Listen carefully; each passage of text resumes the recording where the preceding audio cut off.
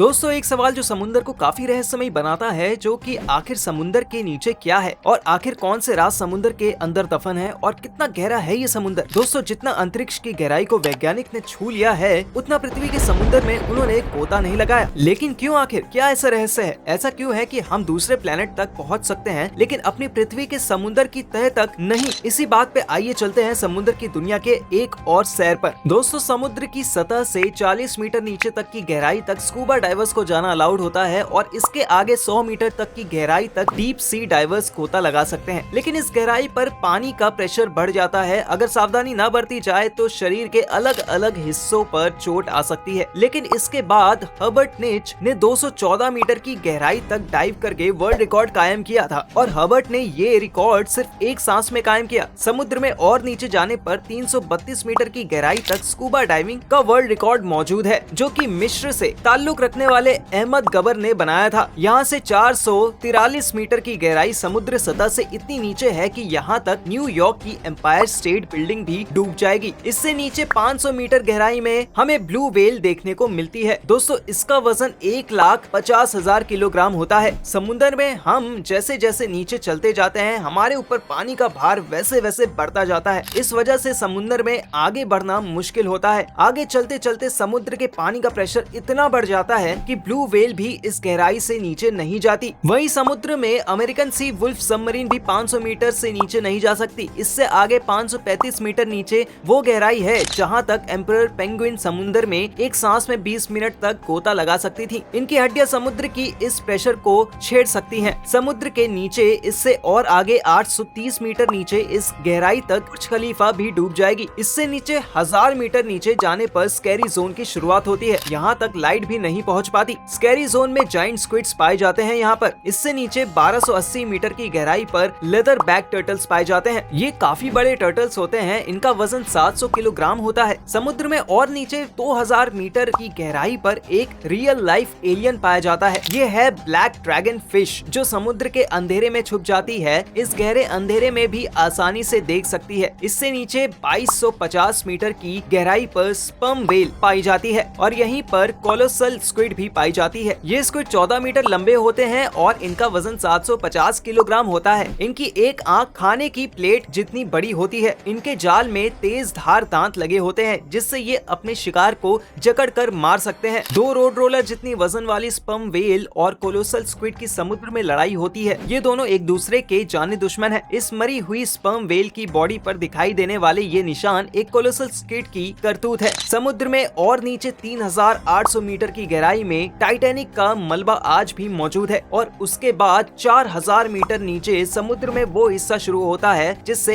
Abyssal zone कहा जाता है। यहाँ फैंग टूथ वाइपर फिश और एंग्लो फिश जैसे जीव मौजूद हैं। पानी के अंधेरे में एन्युलर फिश को ऊपर वाले ने एक ऐसी टॉर्च दी है जिससे कि वो आसानी से अंधेरे में देख सकती है। वहाँ अंधेरे में रहने वाली बाकी सभी जीवों के शरीर में भी लाइट पैदा होती है, जिसे बायोल्यूमिनस सेंस कहा जाता है और ये लाइट इंफ्रारेड होती है, जिसे हम नहीं देख सकते। आगे 4700 मीटर की गहराई तक वर्ल्ड वॉर 2 में क्रैश होने वाली ब्लैक शिप का मलबा आज भी मौजूद है। समुद्र के नीचे क्या है, इससे जानने के लिए हमें और आगे जाना पड़ेगा। आगे 6000 मीटर नीचे की गहराई पर समुद्र का ऐसा हिस्सा शुरू हो जाता है जिसे हार्डल जोन कहते हैं। यहाँ पानी का प्रेशर इंसान पर एक जंबो जेट पड़ने जितना हो जाता है। इससे 6500 मीटर की गहराई तक यूएस नेवी की रिसर्च सबमरीन ही जा सकती है, जिसे DSV एल्विन कहा जाता है और ये वही सबमरीन है जिसने टाइटैनिक को खोजा था। और इससे आगे 8848 मीटर की गहराई वो पॉइंट है जहाँ तक माउंट एवरेस्ट भी डूब जाएगा। लेकिन इससे भी आगे जाने का रिकॉर्ड बनाया था 1960 में डॉन वाइश और जैक पिकार्ड ने, जो 10,916 मीटर की गहराई तक गए थे। इस गहराई पर सिर्फ इनकी सबमरीन की रोशनी थी और इस रोशनी में उन्होंने एक अजीब घटना देखी जहाँ कोई बहुत बड़ा जीव इनका पीछा कर रहा था। इनके पानी का प्रेशर इतना ज्यादा था कि इस सबमरीन के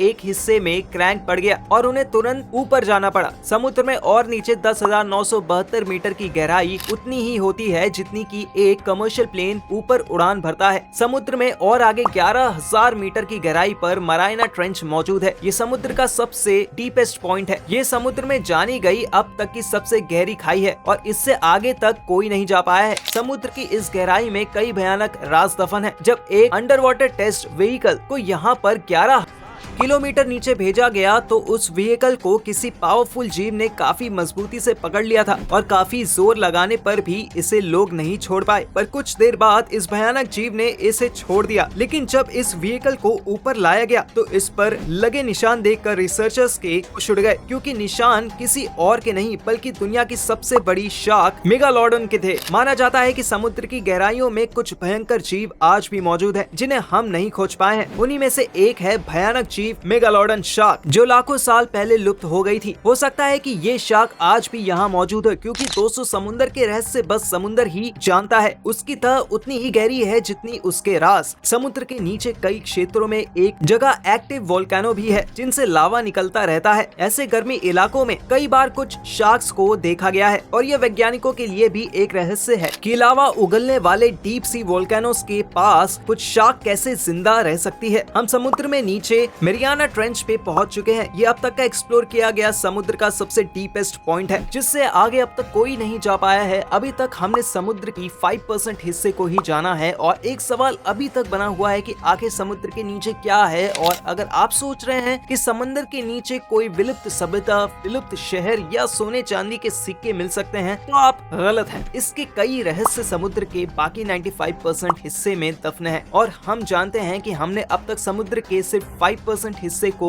एक्सप्लोर किया है। ऐसे में समुद्र की दुनिया हमारे लिए हमेशा रहस्यमय ही रहेगी। साइंटिस्ट के अनुसार समुद्र के नीचे की दुनिया में कई विचित्र जीव प्रजाति भी मौजूद हो सकते हैं, जैसे कि जायंट ट्यूब्स और वैम्पायर स्क्विड। इसके अलावा समुद्र के नीचे कई नए ऑयल रिसोर्सेस, मिनरल्स वगैरह भी मौजूद हो सकते हैं, जो हमें इकोनॉमिकली ताकतवर बना सकते हैं। साथ ही समुद्र की दुनिया में हो सकता है कि कुछ प्राचीन सिविलाइजेशन के सबूत भी मौजूद हैं। वैसे दोस्तों, इतना सुनने और जानने के बाद आपको क्या लगता है समुद्र के नीचे आखिर क्या हो सकता है? कमेंट में जरूर बताइएगा, भूलिएगा मत।